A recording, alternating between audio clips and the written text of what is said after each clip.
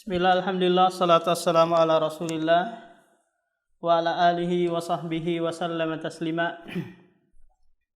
Segala puji bagi Allah subhanahu wa ta'ala yang pada kesempatan yang mulia ini kita diberikan kesempatan untuk mengkaji pembahasan tentang tauhid. Apakah itu tauhid rububiyah, tauhid uluhiyah, tauhid asma dan sifat.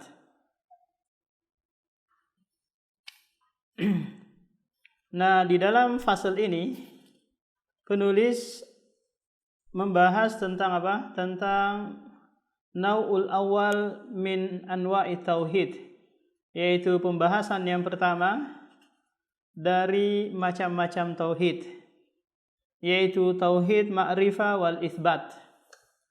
Tauhid pengenalan terhadap nama-nama dan sifatnya, kemudian menetapkannya. Kita ketahui bersama bahwa mempelajari nama-nama dan sifat-sifat Allah Subhanahu wa ta'ala ini merupakan ilmu yang sangat agung, ilmu yang mendatangkan kecintaan Allah Subhanahu wa ta'ala. Tatkala Rasulullah sallallahu alaihi wasallam mengutus Sariyah. Sariyah ini adalah pasukan yang jumlahnya sekitar 400 orang. Di mana Rasulullah enggak ikut. Kemudian mengangkat seorang pemimpin. Lantas Sariyah ini berangkat.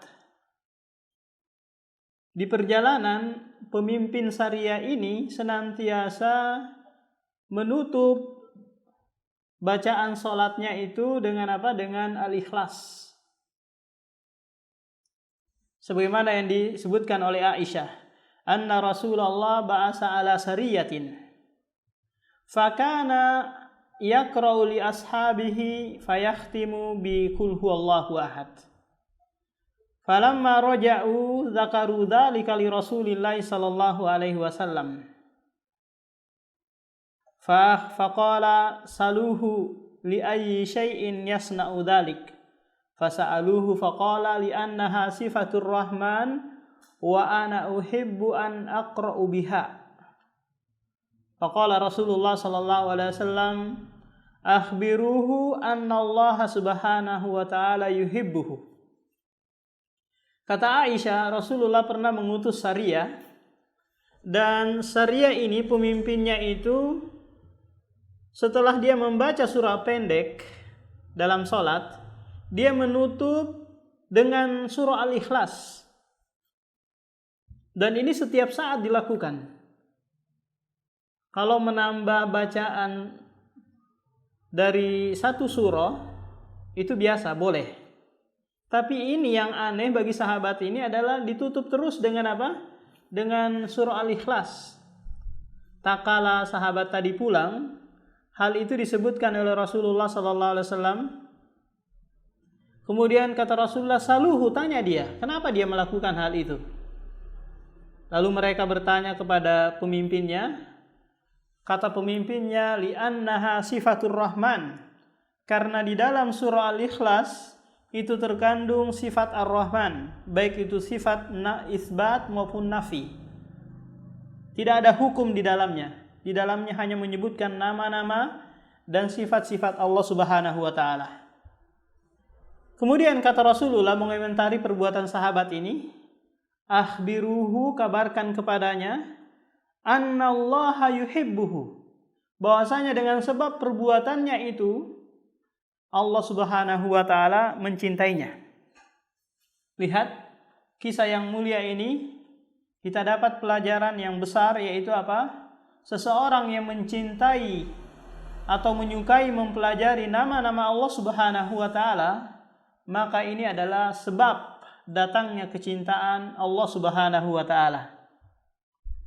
Di samping itu, kalau Allah Subhanahu wa ta'ala sudah mencintai seorang hamba, maka kata Allah Subhanahu wa ta'ala, kuntu sam'ahu alladhi yasma'u bih wa basarahu alladhi yubsiru bih wa yadahu alladhi yamshi biha wa rijlahu wa yadahu alladhi yabtishu biha wa rijlahu alladhi yamshi biha.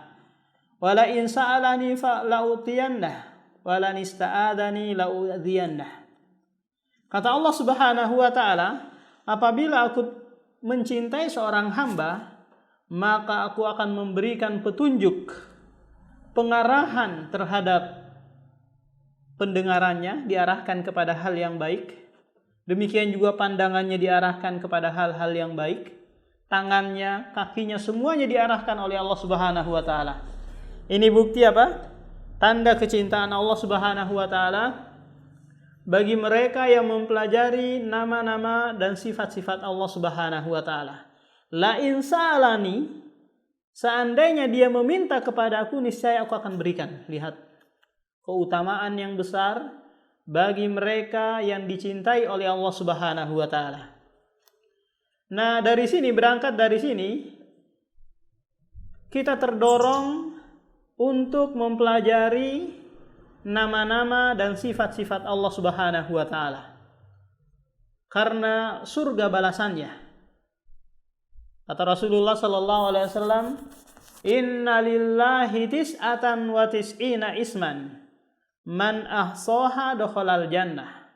Sesungguhnya Allah memiliki 99 nama, dan barang siapa yang memahami, menghafal dan mengamalkan konsekuensinya, maka dia pasti akan masuk ke dalam surga. Pelajaran yang sangat besar tak kala kita diberikan kemudahan untuk mengenal nama-nama Allah Subhanahu wa taala, memahami maknanya, kemudian mengamalkan konsekuensinya.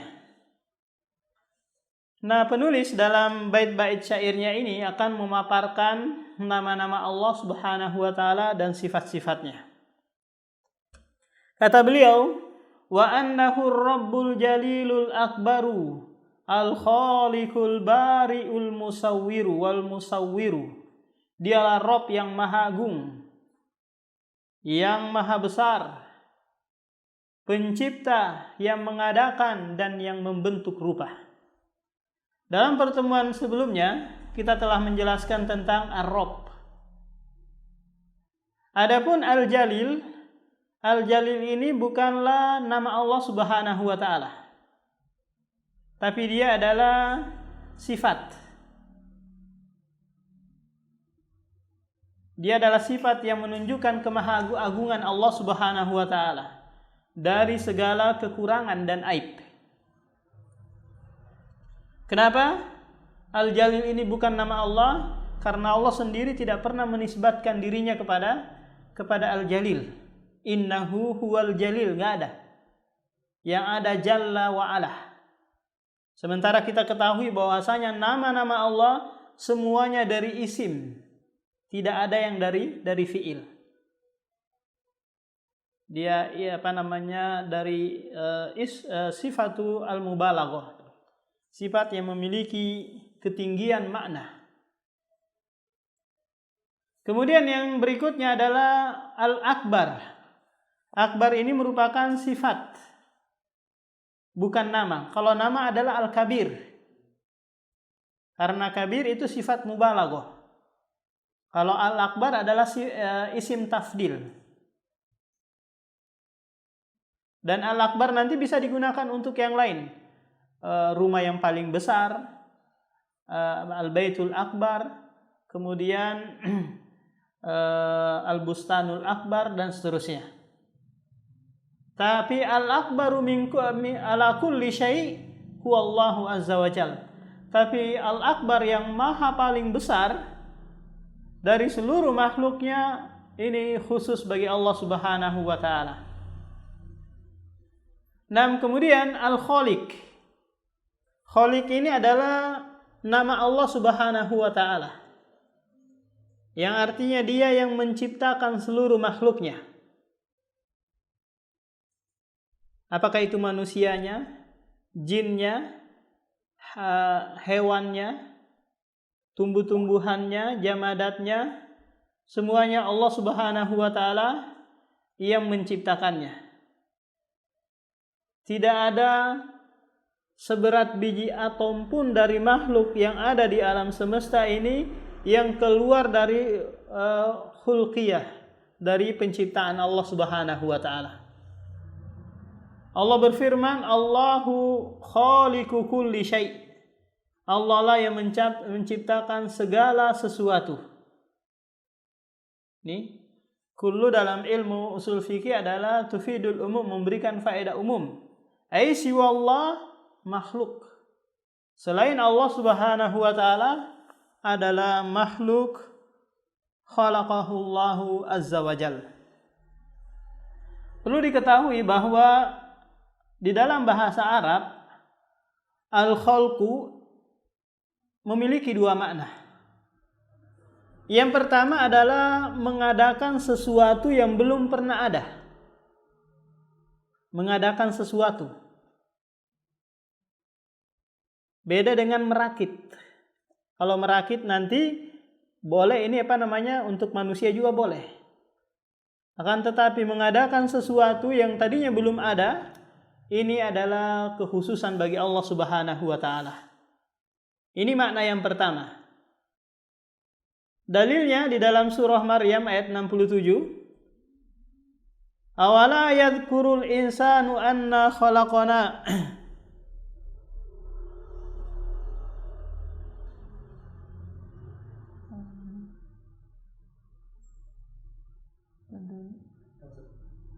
Share screen-nya hilang katanya.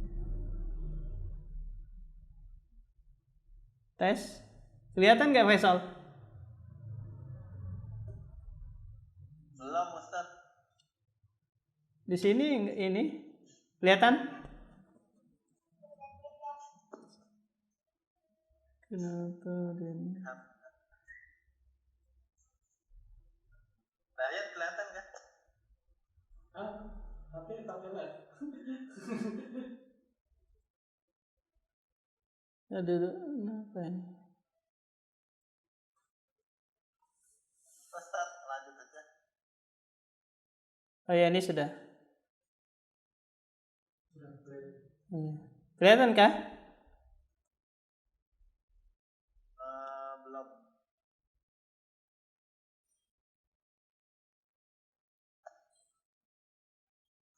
Udah?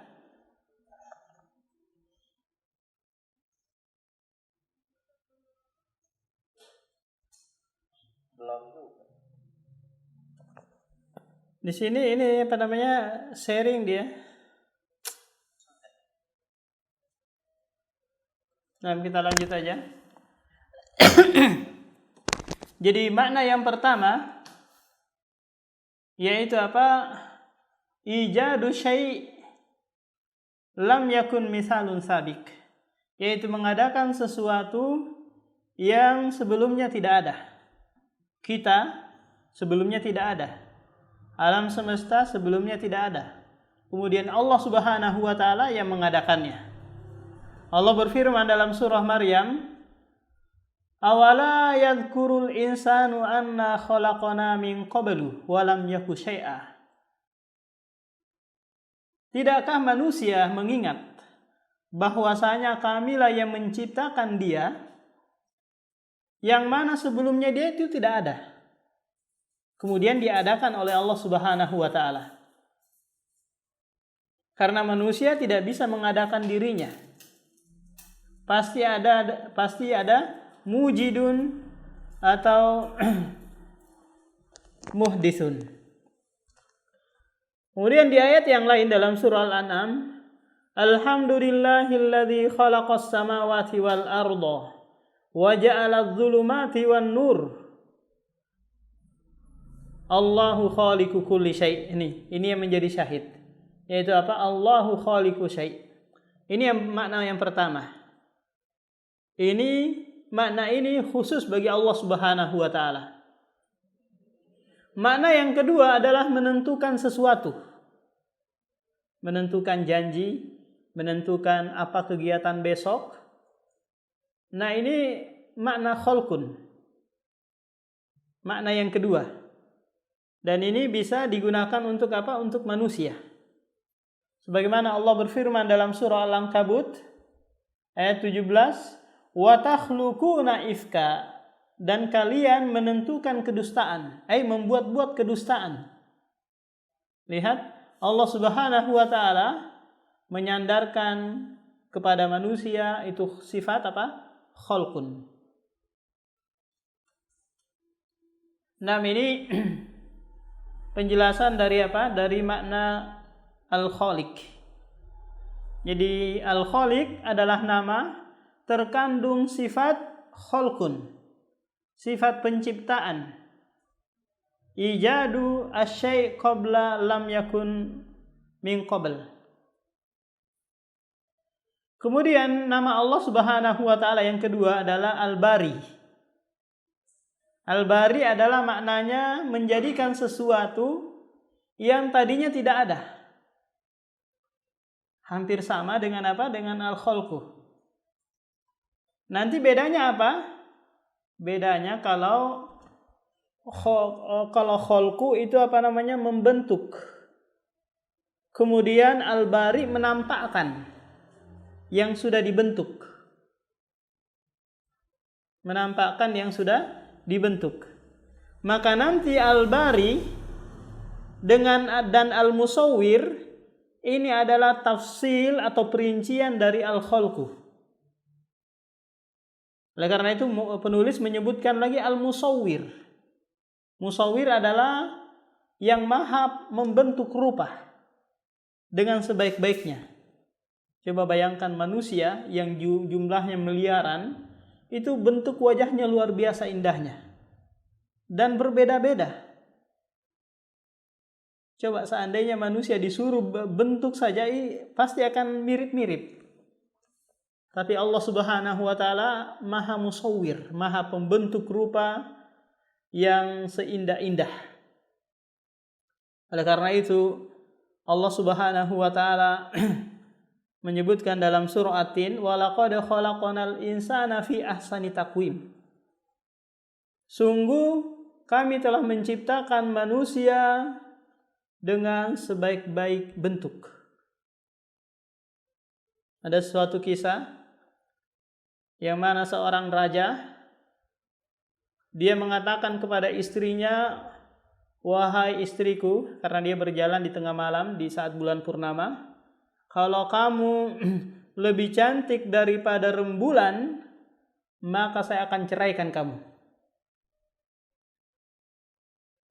Karena raja tersebut sayang dengan istrinya, dia tidak mau menceraikannya. Akhirnya dia kebingungan terhadap perkataannya sendiri. Dia kumpulkan para ulama, pembesar-pembesar para ulama mengenai perkataannya ini. Kemudian ada salah satu murid Abu Hanifah, Imam Abu Hanifah yang masih kecil, duduk pula di kalangan majelis ulama tersebut. Kemudian raja tersebut bertanya kepada mereka, ulama-ulama yang besar ini, apa menurut kalian mengenai perkataanku ini? Katanya, sudah jatuh talak. Sudah jatuh talak. Kamu harus menceraikan istrimu. Semua ditanya ulama-ulama yang besar ini, jawabannya sama, jatuh talak. Tak kala anak kecil ini, murid Abu Hanifah, ditanya, bagaimana menurutmu? Kata anak kecil tersebut, tidak jatuh talak. Kok bisa ulama-ulama yang lain yang besar mengatakan jatuh talak, kamu sendiri yang mengatakan tidak jatuh talak? Kata anak kecil tersebut, ada yang mengatakan tidak jatuh talak, dan dia lebih alim daripada seluruh ulama-ulama yang ada di sini. Siapa itu? Allah Subhanahu wa taala. Mana ayatnya? Walaqad khalaqnal insana fi ahsani taqwim. Bukankah Allah telah menciptakan manusia dengan sebaik-baik bentuk dibandingkan makhluk yang lain? Maka istrimu dibandingkan dengan bulan purnama, istrimu lebih indah daripada bulan purnama. Bukankah engkau mensyaratkan jatuh talak kalau bulan purnama lebih indah daripada istrimu? Istrimu lebih indah daripada bulan purnama. Nah, Dalilnya adalah huwallahul khaliqul bari'ul musawwir. Dalam surah Al-Hasyr ayat 24. Dialah Al-Khaliq, Al-Bari, Al-Musawwir. 3 nama yang semua mengarah kepada apa? Penciptaan. Membentuk, menampakkan, dan menciptakan. Dalam surah Al-Infitar, fi ayyi suratin ma syaa rakkabak. Sesungguhnya kamilah yang menciptakan kamu. Lalu kami pula lah yang membentuk tubuhmu, wajahmu, dan yang lainnya. Nah, di sini kita sebutkan perbedaan antara al-khalqu, al-bari, al-musawwir. Kalau al-khalqu adalah mengadakan dan menentukan. Al-bari memunculkan dan menerapkannya. Al-musawwir membentuk yang sudah diciptakan. Nah,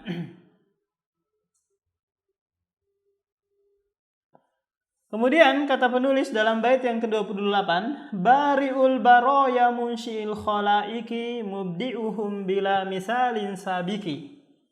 Dialah yang mengadakan makhluk. Baroya ini adalah manusia. Sebagaimana Allah berfirman dalam surah Al-Bayyinah,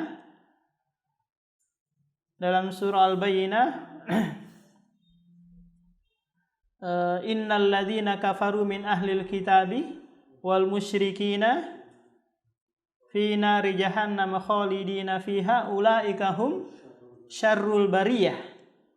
Baroya ini adalah jamak dari bariyah, manusia. Munsyi'il khalaik, menciptakan para makhluk. Mubdi juga mengadakan. Bagaimana Allah menyebutkan dalam surah Al-Baqarah, badi'us samawat. Dialah yang mengadakan atau menciptakan langit. Jadi badi asal katanya adalah bada'ah atau bermakna bid'ah, yaitu membuat suatu hal yang tidak ada sebelumnya. Jadi bait ini merupakan penjelasan dari makna al-bari dan al-khaliq. Al-awwalul mubdi'u bila ibtida'i wal akhirul baqi bila intihai. Dialah yang awal, yang memulai penciptaan tanpa ada sesuatu sebelumnya. Dia yang maha akhir lagi tetap tanpa ada sesuatu setelahnya. Dalam bait ini penulis menyebutkan 2 nama Allah Subhanahu wa taala. Yang pertama adalah al-awwal. Al-awwal. Al-awwal adalah zat yang maha pertama, yang tidak ada sesuatu yang mendahuluinya. Ini makna al-awwal. Berarti dia azaliyun abadiyun, dia senantiasa ada sebelum sesuatu itu ada. Ini nama yang pertama. Nama yang kedua adalah al-akhiru. Al-akhir di sini adalah dia senantiasa ada. Tak kala manusia, hewan-hewan, tumbuhan yang lainnya binasa, dia senantiasa ada. Nah, 2 nama ini disebutkan oleh Allah Subhanahu wa taala di dalam surah Al-Hadid ayat 3. Huwal awwalu wal akhiru. Dialah yang maha awal dan maha akhir. Dan datang hadis Rasulullah menjelaskan mengenai makna dari al-awwal dan al-akhir. Rasulullah menafsirkannya dengan apa? Antal awwalu falaysa qablaka syai' wa antal akhiru falaysa ba'daka syai'. Engkau adalah yang maha pertama, tidak ada sesuatu sebelummu. Dan engkau adalah al-akhir falaysa ba'daka syai', tidak ada lagi sesuatu setelahmu.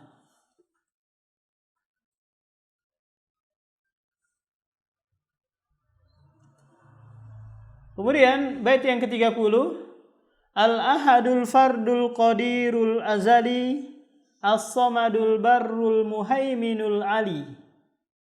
Yang Maha Esa, Maha Mampu, senantiasa ada, tempat bergantung, yang banyak kebaikannya, pemelihara keselamatan dan maha tinggi. Dalam bait ini penulis menyebutkan 6 nama Allah Subhanahu wa taala. Kita akan jelaskan secara terperinci mengenai satu-satu dari nama-nama tersebut. Yang pertama adalah Al-Ahadu. Al-Ahad ini merupakan nama Allah Subhanahu wa taala yang menunjukkan kemahaesaan Allah Subhanahu wa taala. Karena dalam bahasa Arab, ahad itu tidak ada isnaninya, tidak ada duanya.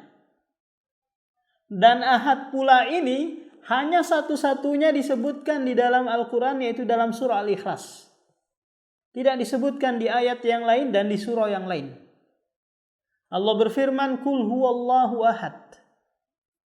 Katakanlah dia yang Maha Esa. Nah, sementara Al-Wahid itu sering disebutkan di ayat-ayat yang lain. Huwal wahidul qahar. Tapi Al-Ahad ini hanya disebutkan dalam surah Al-Ikhlas. Dia Maha Esa, yang tidak membutuhkan tandingan, tidak membutuhkan istri, tidak membutuhkan anak. Oleh karena itu Allah Subhanahu wa taala dalam surah Al-Ikhlas menafsirkan sendiri dari makna Al-Ahad, yaitu apa? As-Samad, lam yalid wa lam yulad wa lam yakul lahu kufuwan ahad. As-Samad, tempat bergantung bagi seluruh makhluk. Lam yalid wa lam yulad wa lam yakul lahu kufuwan ahad. Ini menunjukkan apa? Infiradiyatullah Subhanahu wa taala fi hadzal qaun. Yaitu apa? Menyendirinya atau esahnya Allah Subhanahu wa taala.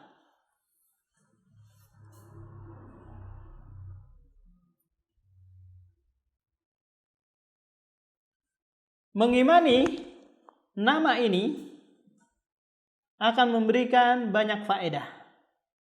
Kita sebutkan di sini ada 5 faedah. Yang pertama adalah menafikan semisal dan tandingan. Jadi kalau kita mengesahkan, mengimani nama Allah Al-Ahad, maka tidak ada lagi yang semisal, tidak ada lagi yang setara, karena dia adalah Ahadul Ahad. Ini faedah yang pertama. Faedah yang kedua, membatalkan adanya kaif, yaitu membagaimanakan Allah Subhanahu wa taala. Kenapa kita tidak boleh membagaimanakan Allah? Karena Allah Maha Esa dalam sifat kesempurnaan, yang tidak ada sekutu atau syarikat di dalamnya. Coba bayangkan, kalau sekiranya kita membagaimanakan, berarti kita menyamakan sesuatu. Karena akal manusia, tak kala mau membagaimanakan sesuatu, itu terbatas terhadap apa yang pernah dia lihat. Coba bayangkan, kalau kita diberikan gambaran atau diceritakan oleh Allah Subhanahu wa taala tentang bidadari yang ada di dalam surga, maka pasti kita akan terbayang mungkin istri tetangga yang cantik, atau mungkin putri Indonesia yang pernah kita lihat. Kenapa? Karena akal kita tidak bisa menjangkau sesuatu hal yang gaib. Dia akan diarahkan kepada suatu hal yang pernah dilihat. Nah, kita tidak boleh membagaimanakan Allah Subhanahu wa taala karena kita tidak pernah melihatnya. Kita tidak pernah melihat semisalnya karena memang dia tidak ada semisalnya. Dan kita tidak pernah diceritakan tentang hakikat Allah Subhanahu wa taala. Yang disebutkan hanyalah nama dan sifat-sifatnya. Adapun hakikat wujud dan hakikat sifatnya tidak pernah diceritakan dan dijelaskan. Nah, ini faedah yang kedua. Faedah yang ketiga, menetapkan seluruh sifat yang sempurna bagi Allah.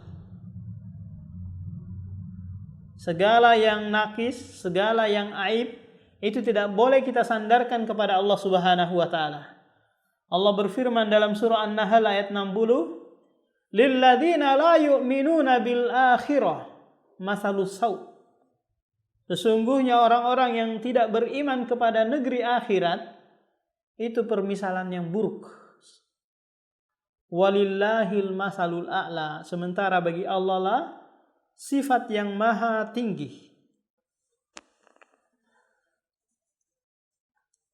Kemudian juga Allah Subhanahu wa taala menyebutkan di ayat-ayat yang banyak bahwa Dia menafikan dirinya dari sifat naqsun wala aibun. Kemudian faedah yang keempat, mensucikan Allah dari sifat yang kurang dan sifat yang cacat. Karena Dia yang maha sempurna, maha esa dalam kesempurnaan, maka seluruh sifat yang cacat itu dinafikan dari Allah Subhanahu wa taala. Allah berfirman, "Subhana rabbika rabbil izzati amma yasifun." Maha suci Rabbmu, Rabb yang maha perkasa dari apa yang mereka sifati. Orang Yahudi, orang musyrik, pokoknya non-muslim itu menghinakan Allah Subhanahu wa taala. Merendahkan martabat Allah Subhanahu wa taala. Dari sisi apa? Dari sisi hal-hal yang Dia sifati bagi Allah Subhanahu wa taala. Di antaranya mereka mengatakan Allah memiliki anak, Allah memiliki istri, tangan Allah terbelenggu, malaikat putri Allah. Ini adalah sifat-sifat yang nakis yang disandarkan untuk Allah Subhanahu wa taala. Kemudian faedah yang terakhir adalah mengesahkan Allah Subhanahu wa taala. Karena Dia yang memiliki sifat yang sempurna, yang tidak ada duanya dan tidak ada taranya, maka sudah menjadi tabiat manusia itu menghambakan diri kepada yang maha indah, yang maha agung, maha sempurna. Ini sudah tabiat.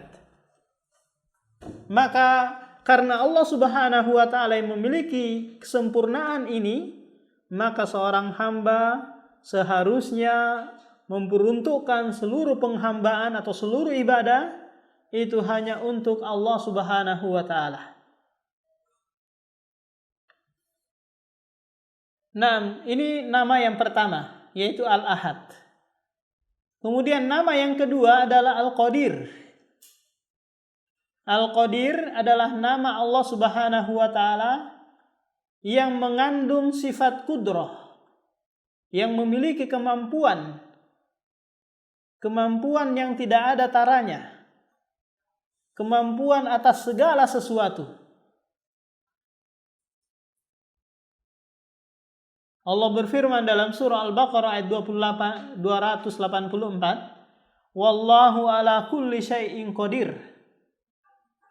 Allah lah yang maha mampu atas segala sesuatu.